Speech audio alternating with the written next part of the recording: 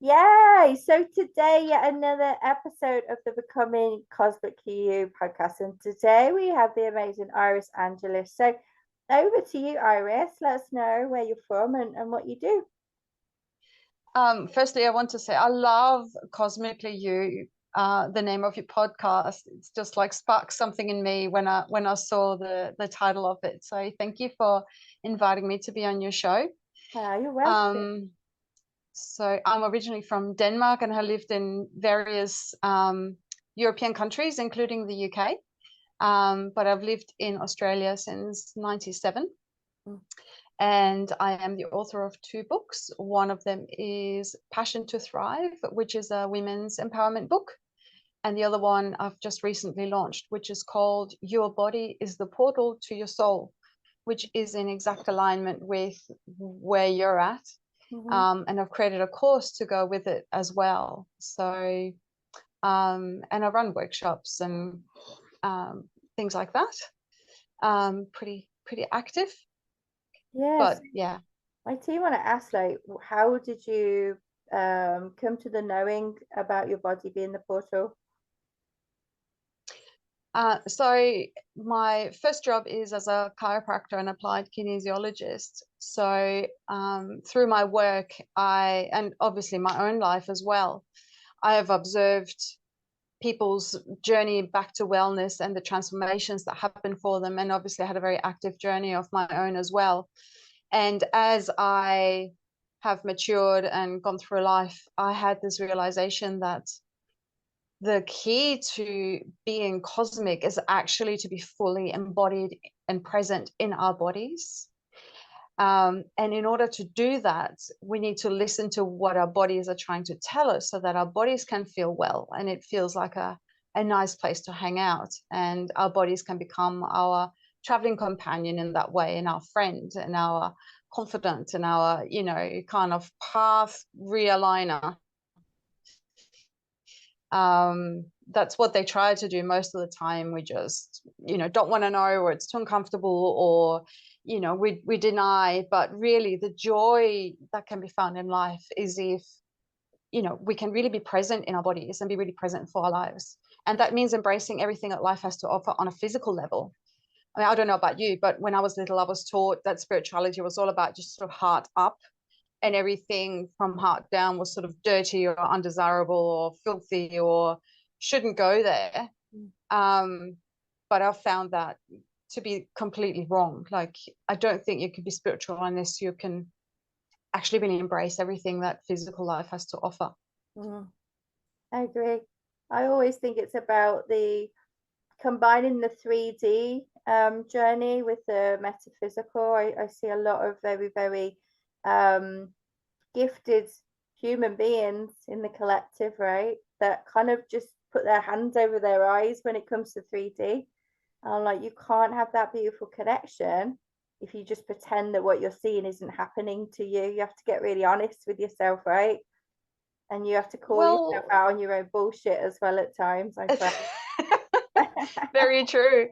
I figure if we wanted perfection, we wouldn't have dropped into this body in the first place. Mm, Like we're here right now. So at soul level, we must have made a choice that this was the most conducive, exciting, brilliant thing that we could do.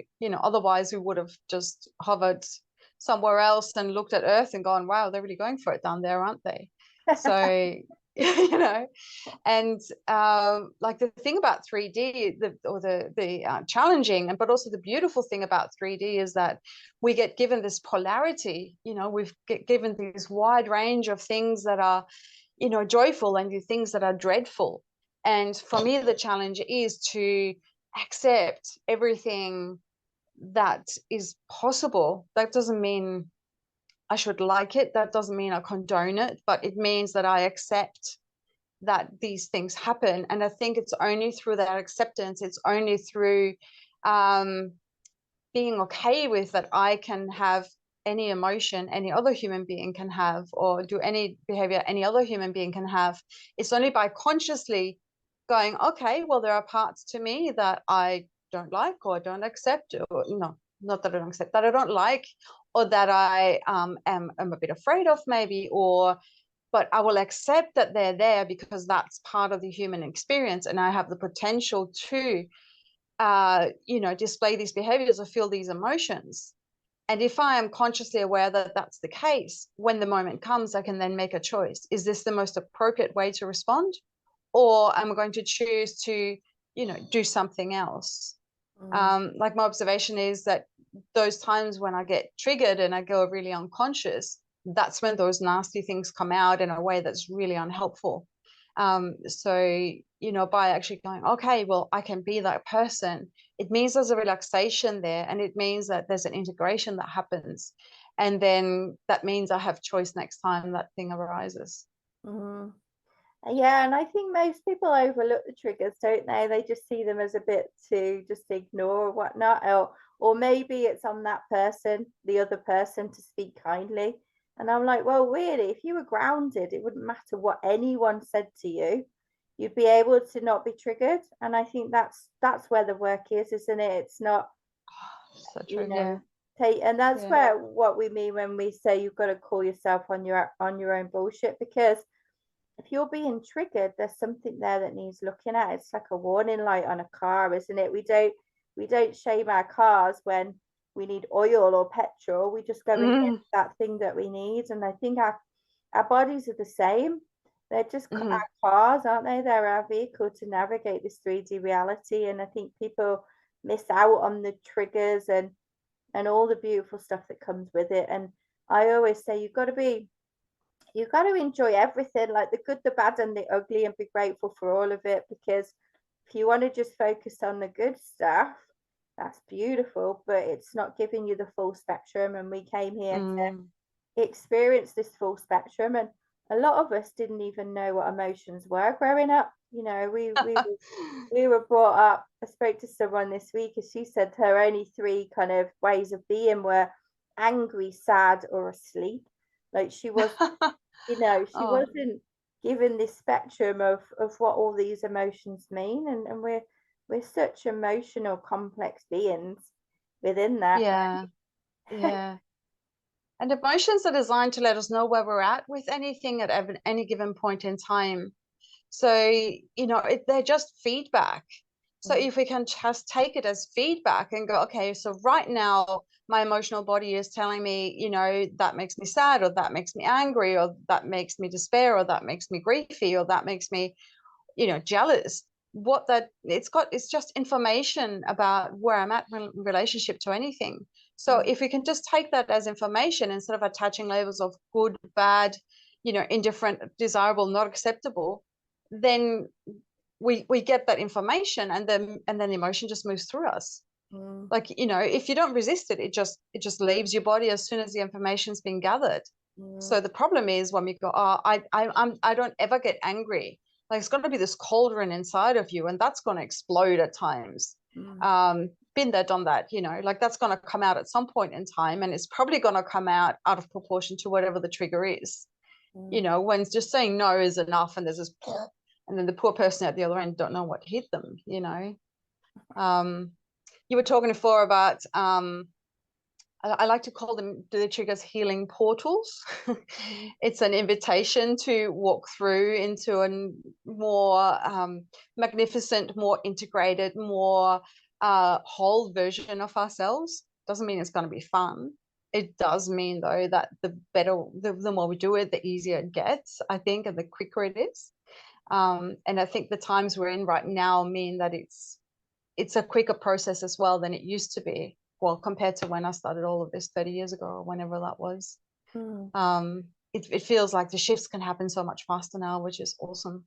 And you mentioned gratitude before as well. To me, gratitude is the single most important ingredient in alchemizing something that's really uncomfortable into something that turns out to be really useful. Like I find now, like I've made active practice of gratitude for 20 years.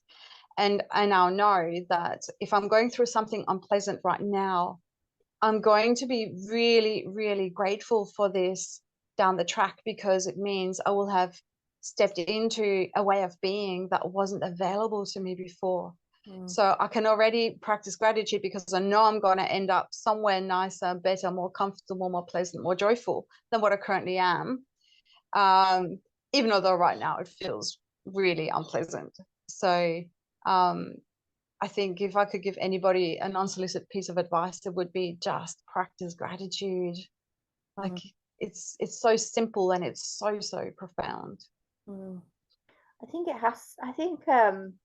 the art of practicing gratitude though needs a lot of work, because I think there are people out there who tell you to write lists of everything you can be grateful for in the day, and those kind of things work on a surface level, but to be grateful for something, you have to get really grateful for the things that you didn't like you said. You have to get grateful that you chose these traumas to experience through so you could grow and evolve as a soul. You have to be grateful for those narcissistic beings that came in, they put up their hands to play that narcissistic being in your lifetime. Like, how fucking awful is that as a job, right? To put up your hands Indeed, and say, yeah. I'm going to play the narcissist. And they did it so graciously to help you evolve. Yeah, I find a lot of people get stuck in that pointing and blame culture without taking self-responsibility. Like I always say, the people that triggered me most profoundly were my carers and the narcissistic beings that triggered me in relationships. If they didn't do that, I wouldn't have been able to go on this journey of deep healing. I'll never say that I'm fully healed through everything, because you can't be, in this lifetime. It's impossible. We've all got work to do. But gratitude has to be about being grateful for everything, not just like a ticking, journaling, writing down exercise. You have to actually feel it. And if you're still doing it and forcing it, yet not feeling it because you're getting angry and you're not processing emotions, you're creating resistance, right? And things aren't going to move. So I think you have to start where you're at always, right? If you're grateful for the fact that you have food on the table, you have a nice warm bed, then you start there and then it expands. Yeah. But I think people are doing the art of gratitude all wrong. I started doing a gratitude journal, so it was 20 years ago, and I did it for about a year. And I started out saying I am grateful for, and then bullet points, hot water in the shower, food on the table, and somebody who cares about me.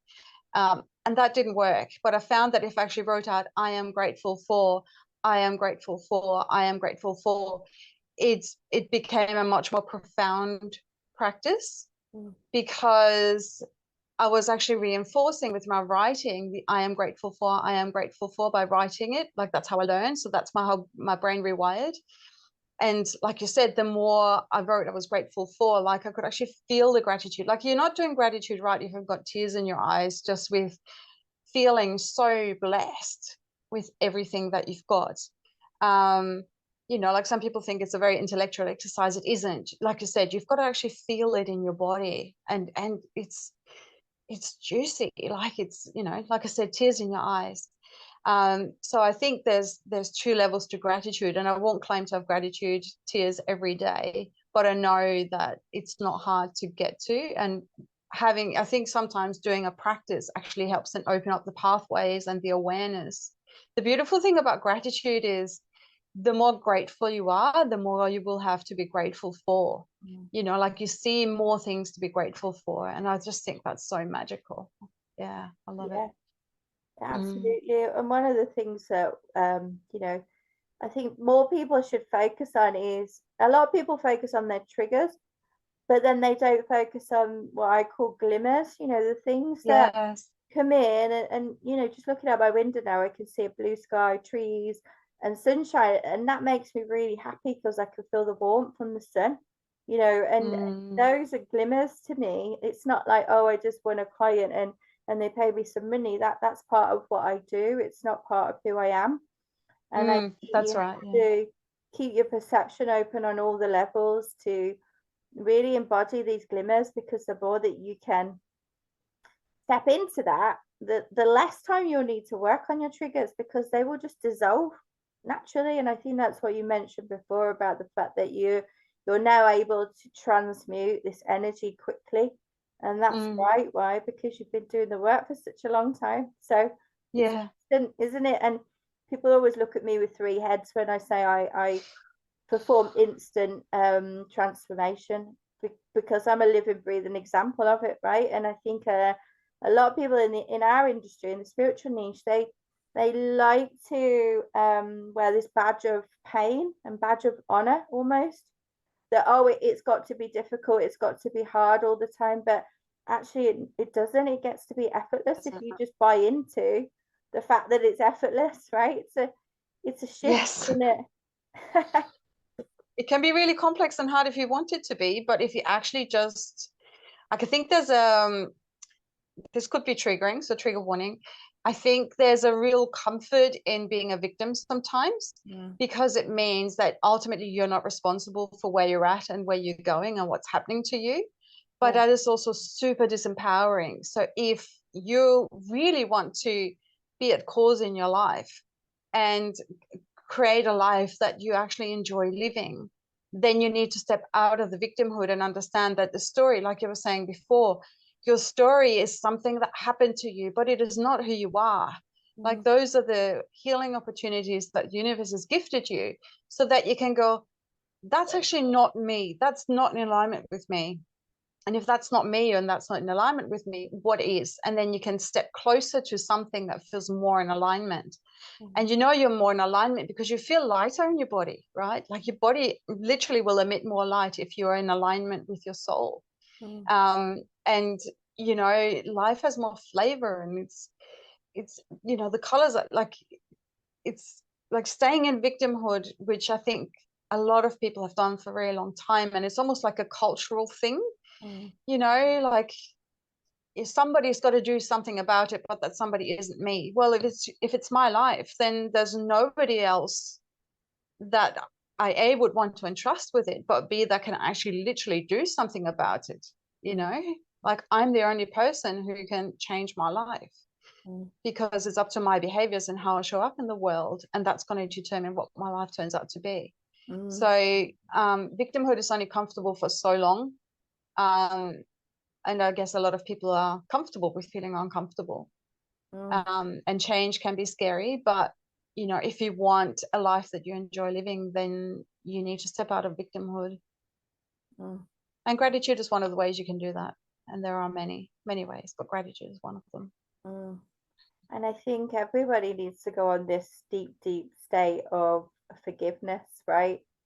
Because many of our carers came into the world when the world was a much denser place energetically, and we didn't have access to as many resources. And yeah, they might have tried harder. You know, I always think, if the way that I turned my life around, I would have hoped my mom did the same, but they didn't have the same access to things and support systems, and it wasn't open. So you have to get to a deep stage of forgiveness for the fact that they were doing the best they could, even though maybe it wasn't as good for you. And also, you also have to accept that you put up your hand. So you came into this body and said, yeah, I want that experience. Like, you literally opted in, right, for every experience you had. It's not coincidence. So like, then to blame someone else for that, like you said, is very disempowering. And I always say, like, if you're pointing your finger at someone, you've always got three pointing back. So be careful with that. You get you a lot of hot water.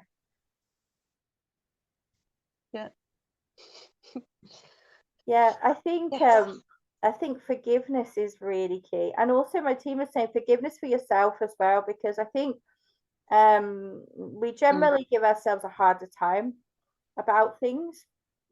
And if you can just, I always say to my audience and my clients that if you can just accept that everything is happening for me and I am perfect, then you're always going to be attracting things that are happening for you. And not to say, you know, there's moments where you don't have to do the work and you have to dig deeper on those triggers, because we all have them, but you're always expecting the best, and that's what we need, right? We need to just be the best in every single situation that you have, even if and even when it feels stingy at times. one of the reframes that really helped me is, you know how people say, oh, it's school and you got to learn your lessons and all that sort of thing.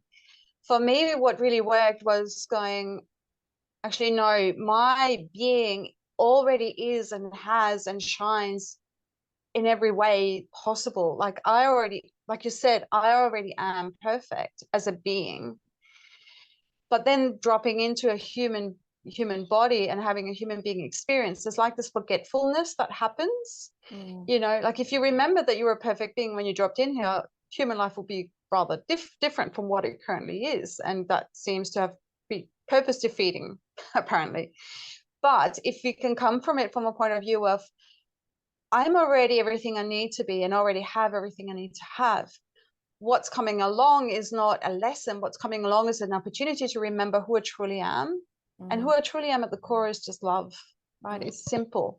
So, you know, if everything that comes along is just a reminder to myself to step into a bigger version, a bigger heart, more love, then that takes the pressure off, you know. And I think self-forgiveness can be tied into that because, you know, well, I guess, you know, if you're not doing the very best you can under the circumstances, and then you can beat yourself up for that. But if you know that you've done your best in any particular circumstance with the tools that you had, and sometimes the tools are highly inadequate, then, you know, like you showed up as a human being, and being a human being is flawed and difficult and challenging sometimes. But that's just a part of life, and we need to accept that.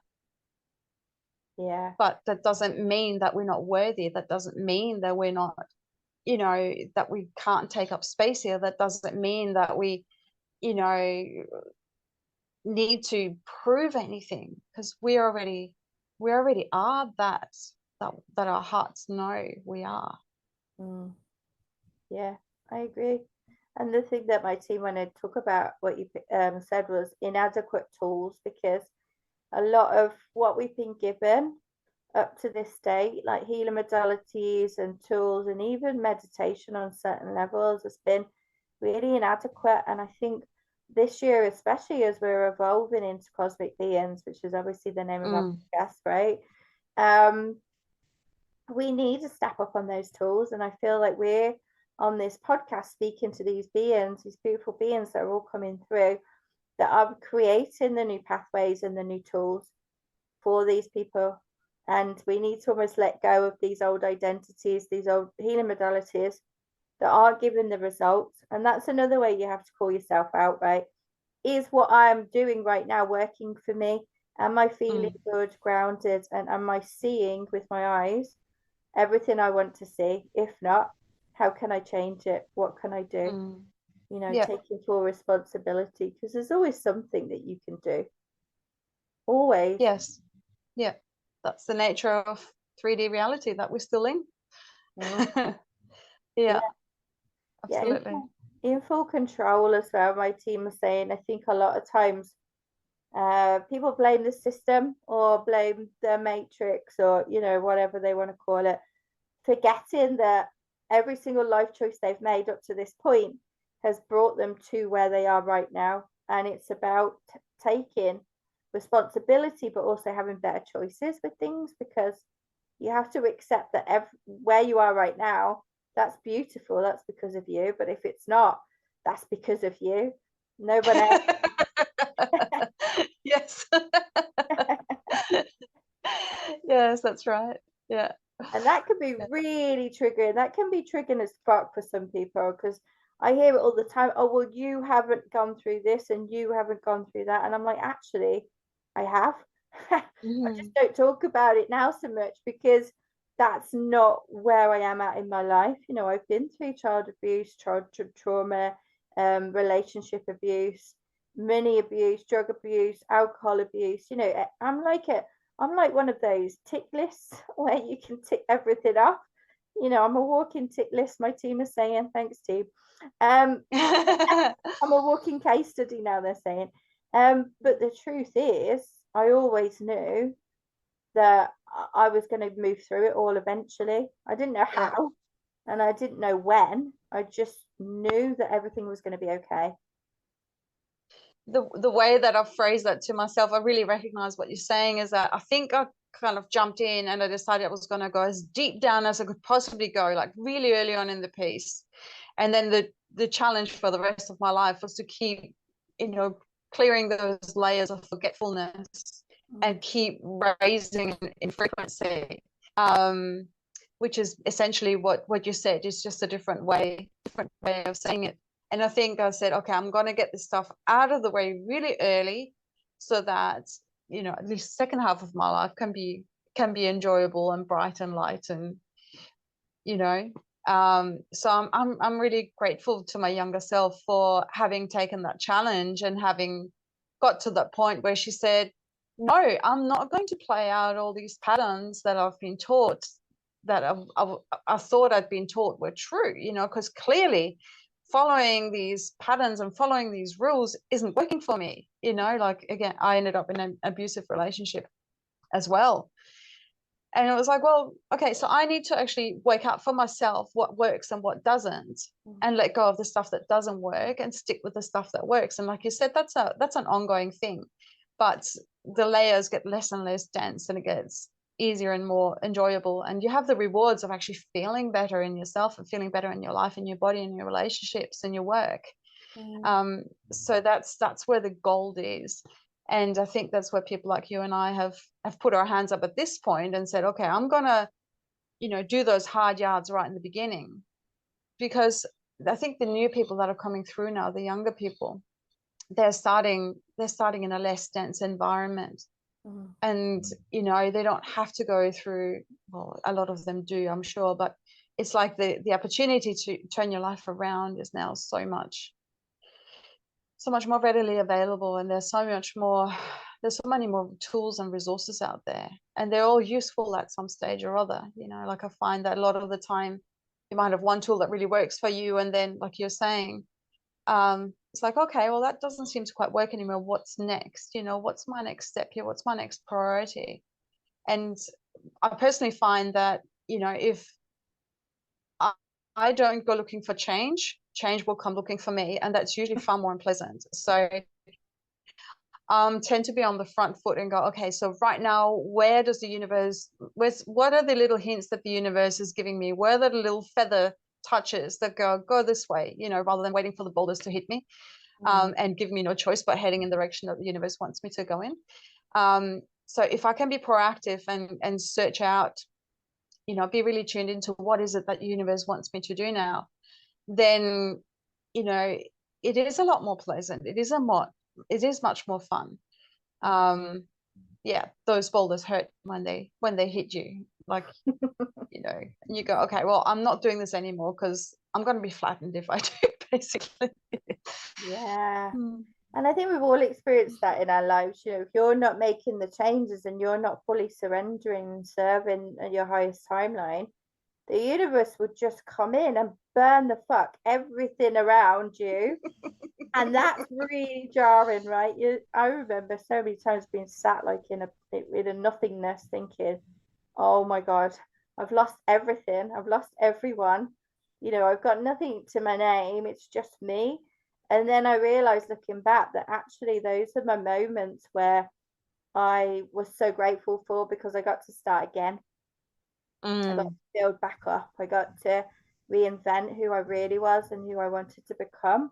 They did me a massive favor, because all of the people they've ever removed from my life were pretty toxic on one way or another. I was just allowing, and I didn't have boundaries. And so you learn all these beautiful lessons, sometimes in stingy ways, but to be grateful for the stingy ways takes a lot of practice, right? It does, yeah.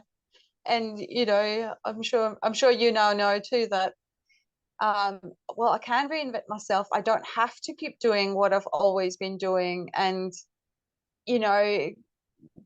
going back from scratch and go, okay, so what really suits me, what's in alignment with my soul right now, is a good practice. Don't wait till it hits the fan. Just kind of go when those little hints come. Okay, well, are you telling me right now that I need to change? Like, I'll give you an example. Like, I'm a chiropractor in my other life, And about 18 months ago, so I had a moment of, I've got my husband and I've got our own business, and do I really want to be doing this anymore? Do I really want to be a chiropractor in the way I want to be a chiropractor? And I thought the universe was telling me to, do something completely different. But then I sat down and thought, well, what are the choices I have in terms of being a chiropractor? And I wrote down the choices. And then once I realized I had choice, I was perfectly fine with keeping doing what I was doing. So it's not necessarily even changing drastically what you do. It's actually about changing your mindset around it. And then I went ahead and published my second book. So I'm sure that restlessness and that discomfort was the universe going, okay, now there's that second book you said you were going to write. Can you get on with it?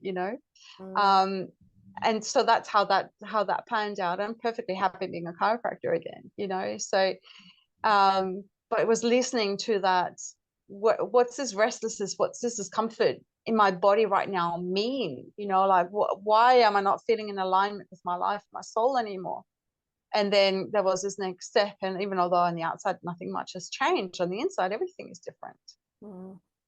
Yeah, that's powerful. And the art of being still and asking questions for yourself is everything, right? We are very pro on becoming your own guru. I don't believe that anyone can give you all the answers that you need to ever find out for your whole life. You need to be able to tap into that wisdom yourself. And I love that example of just holding everything lightly as well. My team was saying, because we work on infinite possibilities, right? We've got infinite timelines that we can instantly shift to. Some of those ones are a bit denser than others. Some are really light, and one of them is your own divine, unique timeline where everything's effortless. Even the stingy stuff is effortless because it's gonna, like you said before at the beginning, it's gonna bring something greater on the level of embodiment and also alchemizing something. And give you sometimes a reward at the end. You get a reward when you've done the work, right? It's yeah. And I love that how you've changed the inside to make the outside more in alignment, and that is literally everything, isn't it? That is everything that you could want to achieve from life. And I think sometimes people get a bit distracted by these 3D manifestations, money, houses, car, all the things that people put almost as a measure on for success. But my biggest measure for success is this fulfilling to me, and is this expanding my heart. And if it's not, I don't do it. Or if I did do it and it felt awful, I don't do it again next time. I'm like, right, no, fuck that, not doing that, it felt horrible, I'm gonna change that right away. That's exactly. Yeah, exactly. Like I think that I don't know, James Packer has been known to say that the person who dies with the most toys wins. And to me, that's the absolute antithesis to where we as a humanity actually need to go. Like what good are all those toys? Like what are the things you can take with you? You can take with you peace, you can take with you love, you can take with you gratitude, you can take with you beauty, you can take with you understanding and compassion and caring and kindness, and all those, they're like little beautiful jewels that you can take with you once you leave this body. You can't take with you your car and your house and your third wife or whatever like it makes no sense. And I guess the reason why we're being distracted away from gratitude is because if you truly practice gratitude, you don't need a whole lot, and all of a sudden the whole system collapses because people who are in gratitude aren't in lack, so they don't need to keep consuming in the same way. So it's really set up to keep us in that hamster wheel, so that we'll keep staying unconscious. But the moment you go, actually, I am so blessed, I've got so many things and I'm so grateful for them, that's the moment you step out of that matrix that you talked about before. Like you can be in the world but not of the world. And like the beings who are doing the work and who are seeing what's going on outside for what it is, and who can still, even with all that chaos and all the disruption and all the wars and everything that goes on there, still carry peace in their heart. Like that's the challenge, that's the gift, and that's also the power that we as individuals have. We can see what's going on around us and go, I'm not playing in that. I'm still going to do peace. I'm still going to do kindness. I'm still going to do compassion. I'm still going to do abundance, even if I'm not a millionaire. Like, I'm still going to choose to show up in the world in a way that, you know, is lighter than what's going on around me and what I'm trying to be distracted with. Mm. And that's where the power lies, as us and individuals, and also us on the grid of light workers around the world. You know, like just a little light there and a little light there and a little light there. And light will absolutely win, because it, you know, there's just so many people out there doing it now. And it's so cool. I agree so much. And the weird thing is, when you release all expectation on anyone or anything, or on the material world, the crazy thing is you attract way more than you need, always. Yes. It's Yes, like, oh my absolutely. God, I don't need it. What am I going to do with all this abundance? I don't need it. Oh, okay, don't worry. I'll find a way of and investing in others, you know. And I find that as Mm, I've grown and I've released the need for having anything more, I've received like way more. And it means yes. that now you can have better choices. You can hire people. You can change people's lives in hiring people to do work that you used to do. It can free up your time. So tapping into abundance only happens when you're grateful for what you have right now. And Oh, so true. Yeah. Yeah. people forget that. And also Yeah. also being a good steward of resources as well. You know, I think Yeah. there's a lot of successful wealthy people, and we've had quite a few people on this podcast who are like extreme wealth. You know, they were born into extreme wealth, and they admitted to me that they had addictions around shopping.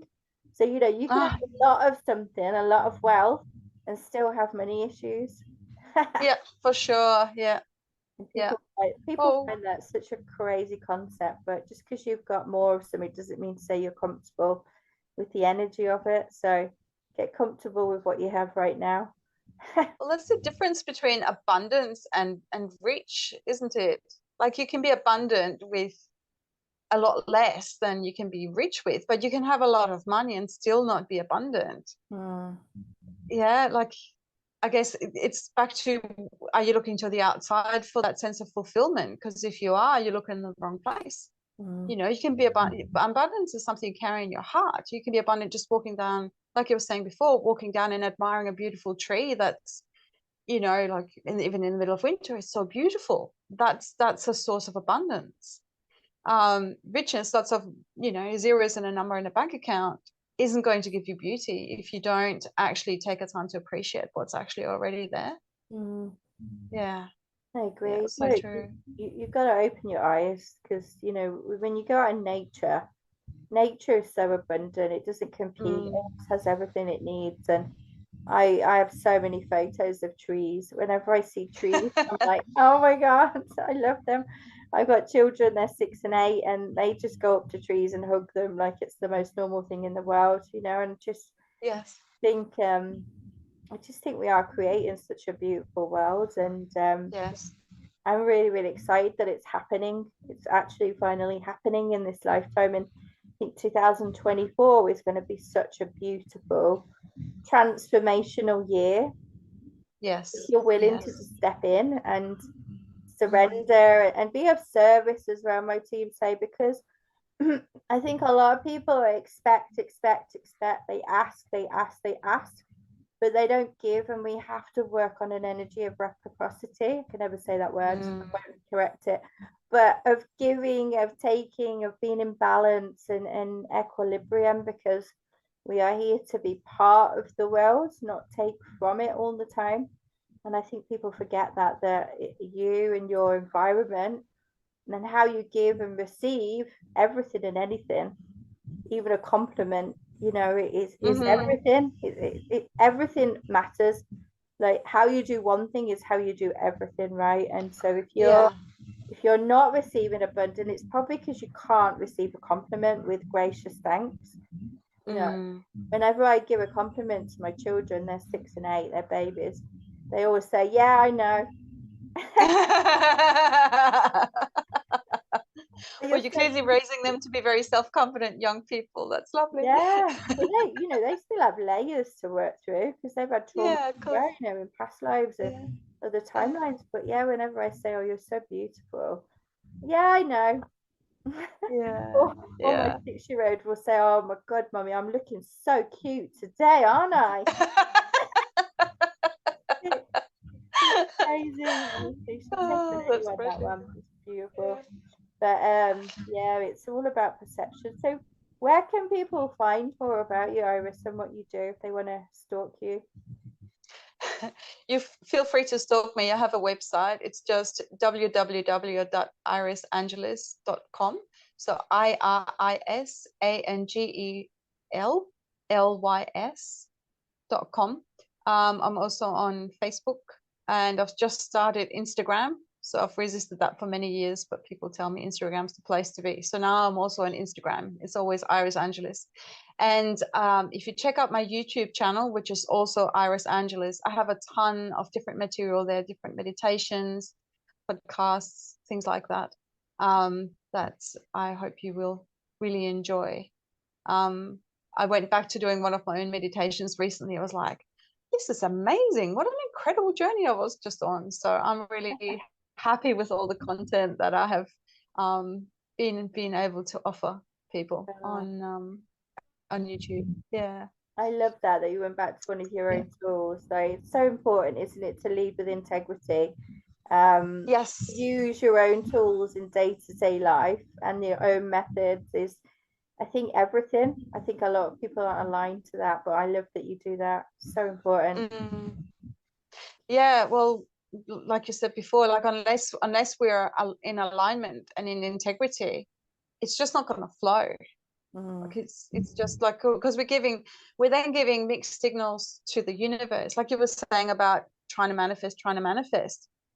It's like that we've got the sequence wrong, like I want to have this, or I want to be that, thing out there that I can see in the world, and I'm asking for it. But then you have to actually become the person who has that, or is this, mm, right? So you can't be yourself and step into that new energy unless you've actually done the transition to be in that energy. mm, You're not currently holding it because you're not congruent with it. So you can't just sit back on your, well, okay, so provide. That's only going to happen if you, like you said, do the work and become the person who can carry that energy with ease and grace, and then it will just flow. I mm, think that's the part that's missing out of the secret. Like it works really well for some people because they're already congruent, but for those who aren't, they're like, well, I'm asking is not showing up. It's because, well, you actually need to then step into the person who has manifested this, and mm, how are they moving in the world. Look at somebody who has it. How are they acting? How are they speaking? Who are they talking to? Who are they hanging out with? What tools are they using? You don't need to reinvent the wheel. Like, there are enough of us out here who can offer you the 3 easy steps to get to there. You do need to take the steps, mind you, but you mm. don't need to work out what the steps are, because there's people who can guide you with that. And whoever it is that you're looking at, and like, they've got what I want, they will be able to role model for you how that goes. But do the work. Oh yeah, always. You have to Mm. do whatever the work you need to do. That's so beautiful. We love having you on here. Thank you so much for being with us. What we'll do, Iris, is we will put your link to your websites and wherever you want, so the viewers and the readers can find you easily. And I'm going to thank the readers and listeners now. Are there any other messages that you want to share before we start recording? I will just say, in alignment with the title of my book and my course, um, love and appreciate your body. It's this beautiful, intelligent little creature, animal being that wants to have a beautiful lifetime with you, that wants to go on adventures with you, that loves you. Um, don't live your life as if it isn't there. Listen to it, and your life will literally open to many more dimensions. That's a really precious message to me, because I see a lot of people not living in their bodies. They sort of live from here up, like from the head up, and they literally don't feel the rest of their bodies. Mm, And that just breaks my heart, because the body, your body is like your pet, right? It's like a dog or a horse, you know, they want to be your friend, they want to be with you.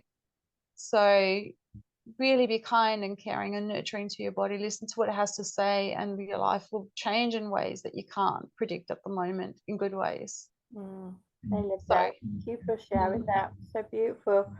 So we'll share your links in the podcast series, and thank you for being here with us. We appreciate oh, you. thank you so much. It's And you're so so beautiful welcome. to connect with you. Yeah, definitely. Beautiful. Yeah. We'll start recording, then we'll have a little chat if you've got 5 minutes.